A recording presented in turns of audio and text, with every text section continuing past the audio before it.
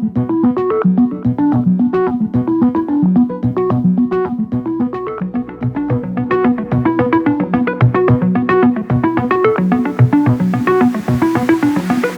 up, everyone? My name is Tim Bryant, and welcome to our special weekly episode of Thomson Reuters Backstage.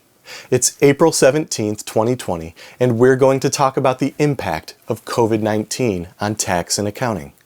As always, we try to provide you with accurate and timely information as of the time we're recording, but please keep in mind that things are changing quickly. Let's get started. The Treasury Department began sending out economic impact payments this week. Those with direct deposit already set up with the IRS should receive a direct deposit.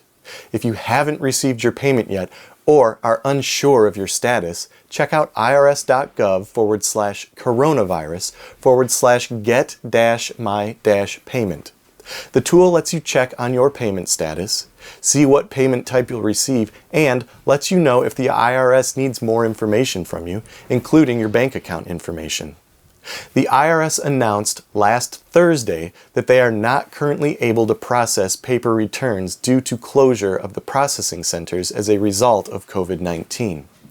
Demetra King, one of our regular Thomson Reuters Backstage hosts, is going to provide more details around the announcement and talk about what it means for taxpayers and firms. Hey, Demetra. Hey, Tim. The IRS is actively encouraging taxpayers and tax professionals to file electronically this season. According to them, the move is to comply with local health authorities and stay-at-home orders around the country and to protect the public and IRS employees. Plus, filing electronically speeds up the processing for returns, refunds, and payments.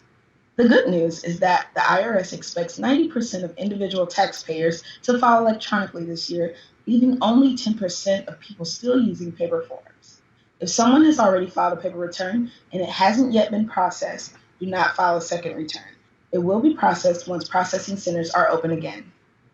We should also note that the IRS suspended the Practitioner Priority Service phone line for tax practitioners.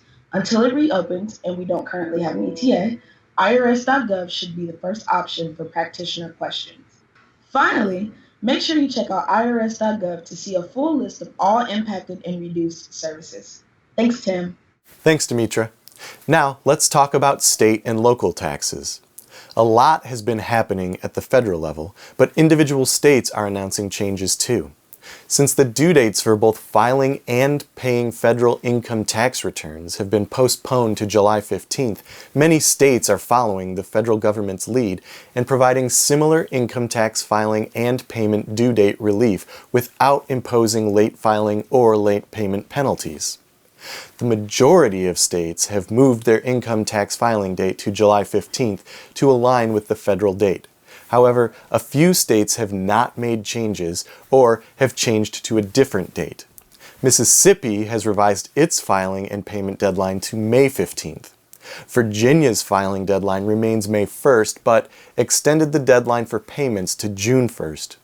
Hawaii extended filing and payment to July 20th, and Iowa due date is now July 31st. Make sure you research any state and local deadlines.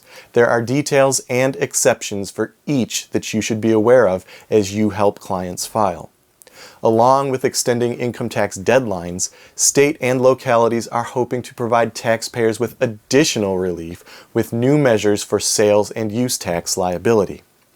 21 states, including the District of Columbia, have issued new relief measures. So make sure you look into how the changes may impact your clients. Stay-at-home orders have forced many employees to work from home.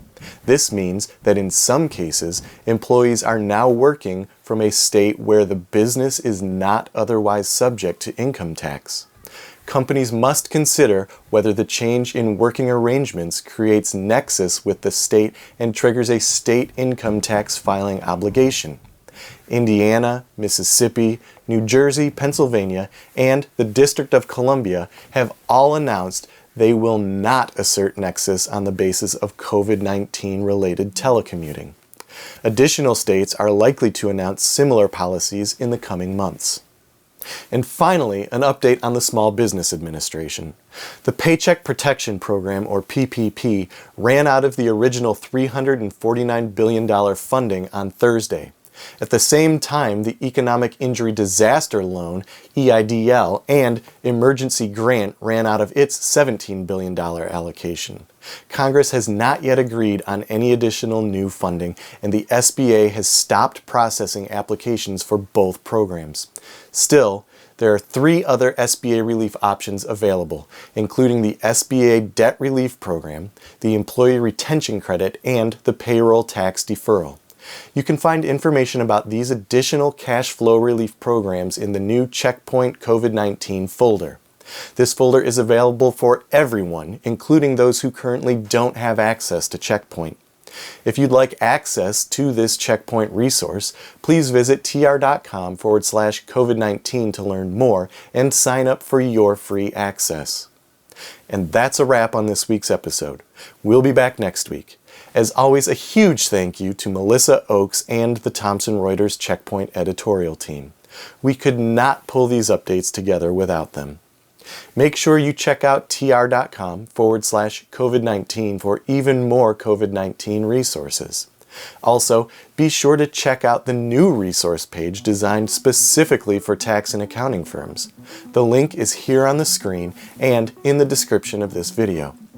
Finally, please join us every third Wednesday of the month for our regularly scheduled Backstage episodes. Until next time, remember that we're all in this together, so stay safe and please wash your hands. Wash your hands.